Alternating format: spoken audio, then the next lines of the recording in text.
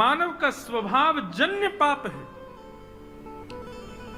हम लोग कैसे हैं, मैं कभी कभी कहा करता हूं, हम लोग पानी की तरह हैं। पानी को फैला दो तो ढलान की ओर ही जाता है। हम लोग भी ऐसे हैं। हमको खुली छूट मिल जाए तो हम वहीं लुढ़केंगे जहां पर ढलान हो, जहां पे पाप हो रहे हो। पानी को ऊपर चढ़ाने के लिए तो मोटर लगानी पड़ती है। ये कथा रूपी मोटर, सत्संग रूपी मोटर इसीलिए तो चलाई जाती है ताकि हम ऊपर उठें, नहीं तो हमारी स्थिति तो नीचे जाने की ही है। सही बताओ आप, अगर घोषणा हो जाए कि इस दिन पाप करने पर किसी को पाप नहीं लगेगा, क्या होगा? सब पाप करेंगे। महापापी तो जाने किस स्थिति में जाएंगे, लेकिन धर्मात्मा भी पाप करने भाग जाएंगे।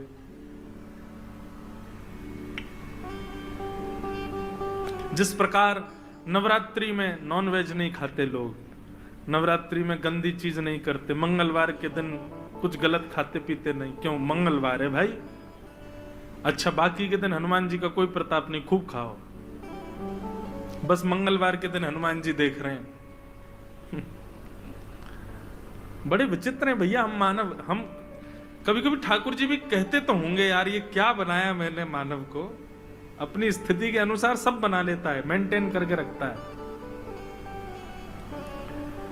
अब रहे सहे व्रत आए थे हमारे जीवन में कि व्रत किया करो।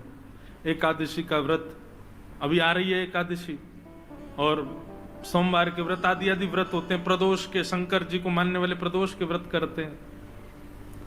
व्रत के दिन क्या कहते हैं? बोले भैया फलाहार करो, ज्यादा भूख लगे तो, नहीं तो अन्न का सेवन नहीं करना चाहिए। हम लोगों ने इन्वेंशन कर दिया कुटू का। अल्ले कुटू की पकौड़ी, कुटू की कचौड़ी, कुटू की पूड़ी, आलू की जे सब्जी, और इतनी सारी लोग डोसा तक बनाते हैं कुटू का। किसी भी रूप में हम लोग रह ना जाएं।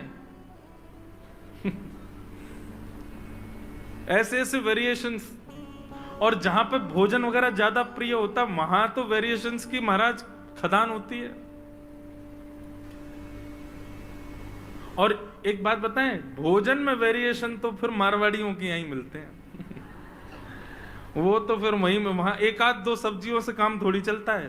थाल भी इतनी बड़ी लगेगी, उसमें ये इसकी सब्जी, इसकी सब्जी, उसकी सब्जी, मिठाई भी 4 तरीके की, रोटी भी 3 तरीके की, ज्वार की अलग है, बाजरे की अलग है, गेहूं की अलग है।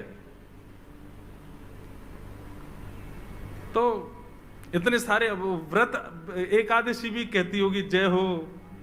बाकी के दिन तो हमारा कैलोरीज ज्यादा बढ़ती नहीं होंगी, एकादशी वाले दिन तो इतनी बढ़ती होगी पूछो नहीं, इतना खाते हैं हम लोग। तो भैया मानव का स्वभाव बड़ा विचित्र है। कभी कभी मैं सोचता हूं, इच्छा मृत्यु का वरदान हमको मिल जाता तो हम क्या इच्छा करते। ठाकुर जी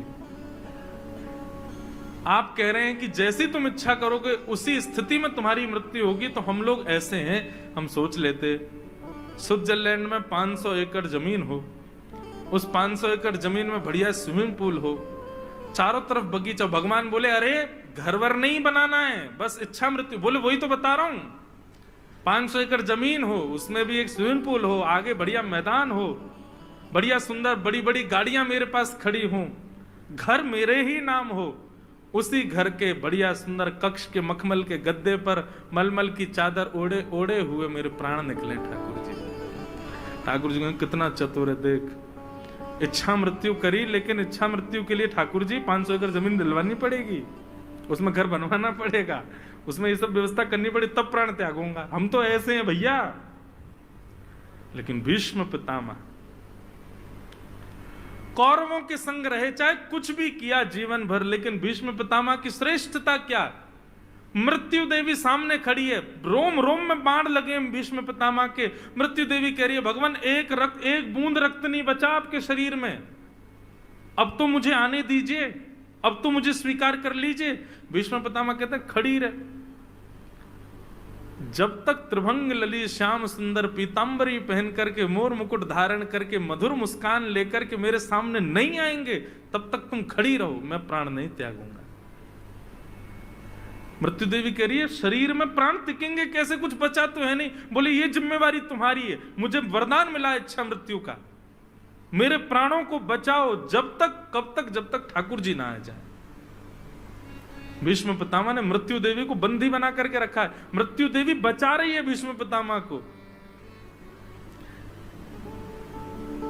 यहां ठाकुर जी द्वारिका जाने को जैसे तैयार हुए, मृत्यु देवी ने संदेश पहुंचवाया, बोले ठाकुर जी अभी मत जाओ, ये भीष्म पितामह को पहले दर्शन दो। सोचो, पूरी कायनात हिला दी भीष्म पितामह ने, ठाकुर जी को आना ही पड़ेगा मेरे सामने, तभी प्राण त्यागूंगा। और भीष्म पितामह को दर्शन देने के लिए रो रहे थे पांडव, अपने अपनी क्रियाओं का शोक मना रहे। भगवान बोले चलो तुमको उपदेश दिलाता हूं, और उपदेश के बहाने भीष्म पितामह को दर्शन देने के लिए द्वारिकाधीश रणभूमि में पहुंच गए। भीष्म पितामह बाणों की सैया पर लेटे हैं, तभी देखते हैं सुंदर चंदन की सुगंधी आ रही है, मोर पीछ लहरा रहा है, पीली पीतांबरी ओढ़े चमक रहे हैं श्याम सुंदर, द्वारिकाधीश उनकी तरफ बढ़े आ रहे हैं। भीष्म पितामह को अपने रोम रोम में लगे बाण का कष्ट नहीं हो रहा है, हृदय प्रसन्न हो रहा है, नेत्रों में अश्रु बह रहे हैं कि मेरे श्याम सुंदर आ रहे हैं। ठाकुर जी सामने आकर के खड़े हो गए। बंधु, मृत्यु हो